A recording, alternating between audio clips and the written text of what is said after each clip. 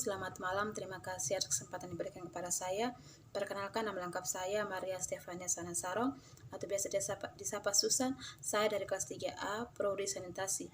Di sini saya mengambil materi tentang pengawasan keselamatan dan keselamatan kerja di industri. Yang pertama, saya akan menjelaskan tentang pengertian K3 itu sendiri. K3 merupakan suatu kegiatan untuk menjamin dan melindungi keselamatan para pekerja melalui upaya pencegahan kecelakaan dan penyakit akibat kerja. Dan di sini ada dua komponen penting yaitu keselamatan dan kesehatan kerja. Yang pertama, keselamatan kerja di industri itu dia bersifat teknis dan sasarannya itu di lingkungan kerja.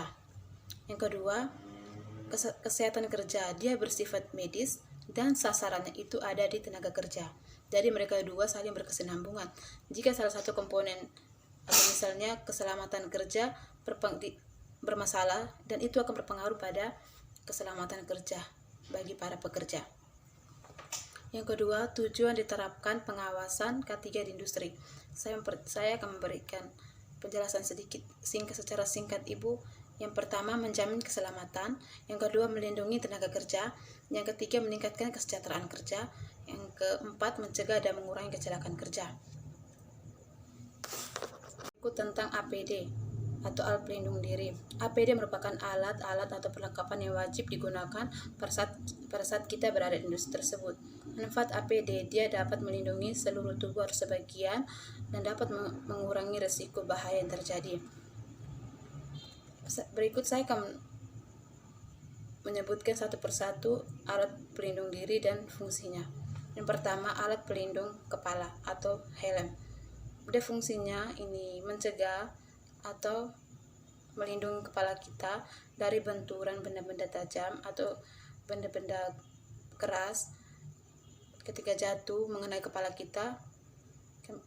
Sebelumnya itu kita sudah menggunakan helm pada saat kita bekerja.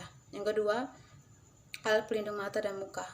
Ketika kita melakukan ini paparan berhadapan dengan bahan-bahan kimia atau paparan ini percikan panas atau apa segala macam, sebelumnya kita sudah menggunakan alat pelindung mata dan muka dan tidak terjadi apa-apa karena sudah menggunakan alat tersebut.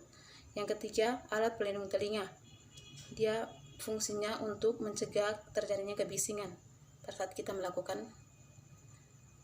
pekerjaan yang membuat telinga kita merasa terganggu. Sebelumnya kita kan sudah menggunakan itu alat tersebut, jadi aman untuk telinga kita. Yang berikut, alat pelindung pernapasan. Dia fungsinya itu untuk melindungi organ pernapasan dengan cara menyalurkan udara bersih dan sehat atau untuk menyaring cemaran bahan kimia yang akan masuk ke dalam pernapasan kita. Jadi sebelumnya itu kita harus menggunakan alat pernapasan sehingga tidak terjadi risiko yang berdampak buruk pada diri kita. Yang berikut, alat pelindung tangan atau handscoon atau sarung tangan. Alat pelindung yang berfungsi untuk menjaga tangan kita atau jari-jari kita dari benda-benda tajam atau dari bahan-bahan kimia yang dapat membahayakan tangan kita. Yang berikut, alat pelindung kaki atau sepatu. Itu untuk melindungi kaki yang terjadi atau benturan dari alat-alat tajam atau benturan pada saat kita jalan, kaki kita tersandung di benda-benda yang tajam besar sehingga kita mengalami yang kita tidak inginkan. Jadi sebelumnya itu kita harus menggunakan alat pelindung sepatu tersebut. Yang berikut, pakaian kerja.